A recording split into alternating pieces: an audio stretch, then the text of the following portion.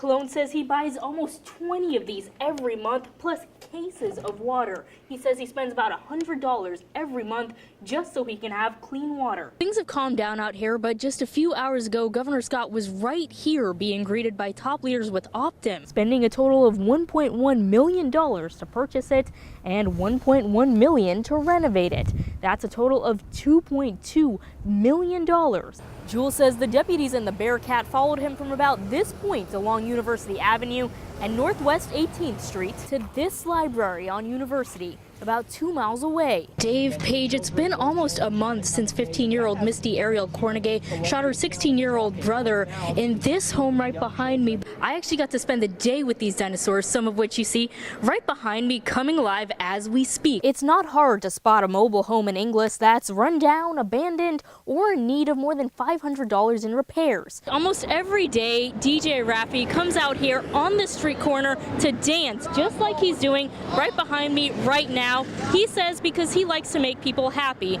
Paige, if approved, Keith Perry's GRU governance bill would let voters in Gainesville decide who they want running GRU. Dave, this runoff election will decide who will replace former city councilman Berlin Weeks. Now the two candidates up for seat 2 are Katie Parks Bogart and Jerry Mongo.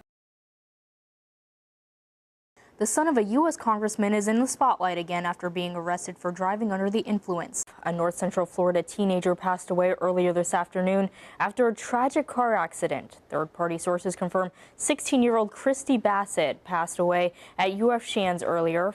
The streets were filled with thousands of people walking, running, and driving for a good cause today. More than 6,000 people gathered for the March of Dimes in Gainesville to raise awareness for premature babies.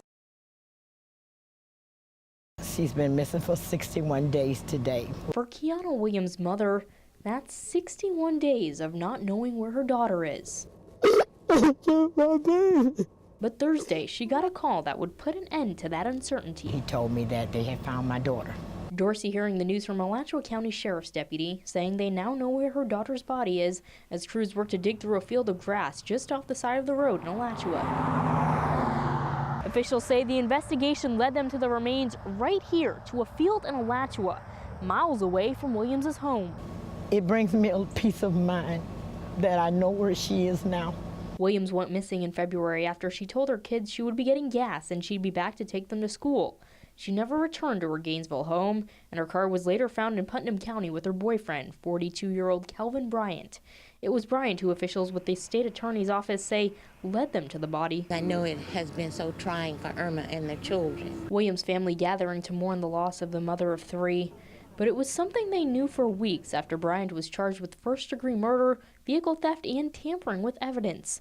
Dorsey delivering a message to the man accused of taking her daughter away from her children. I'll never forget, but I forgive you because you don't win. You don't win. I want you to understand you don't win. You may have an increased risk of getting cancer. For Fort White resident Raul Colon, this piece of paper is the last straw. He says after years of having problems with his water, just last month the town sent a notice saying it contains contaminants and it may not be safe to drink. But Colon has known that all along, and he's not alone. The water has looked brown, a pinkish color, a yellow color.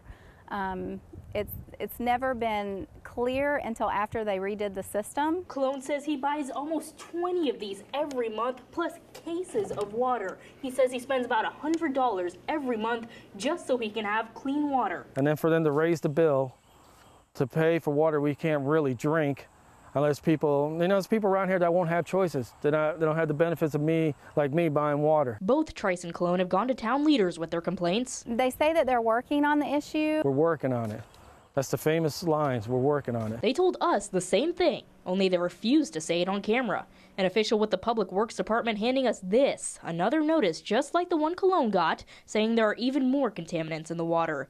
Colon's notice says it'll be fixed by the end of the month, but this one says by the end of the year. And some say the problem stretches far past the homes. When we turn on the water fountain, it's discoloring, and when you taste it, it tastes horrible. Moreno Rodriguez is an athlete at Fort White High School. He says he has to bring a gallon of water to school every day instead of drinking out of the fountains. At home, it's perfect. I have well water, it's good.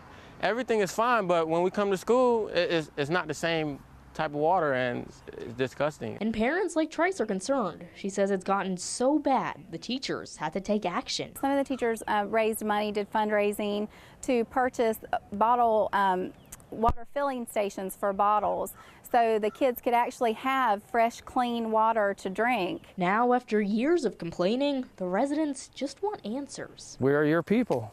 Look out for us. That's all we're asking. Give us some answers.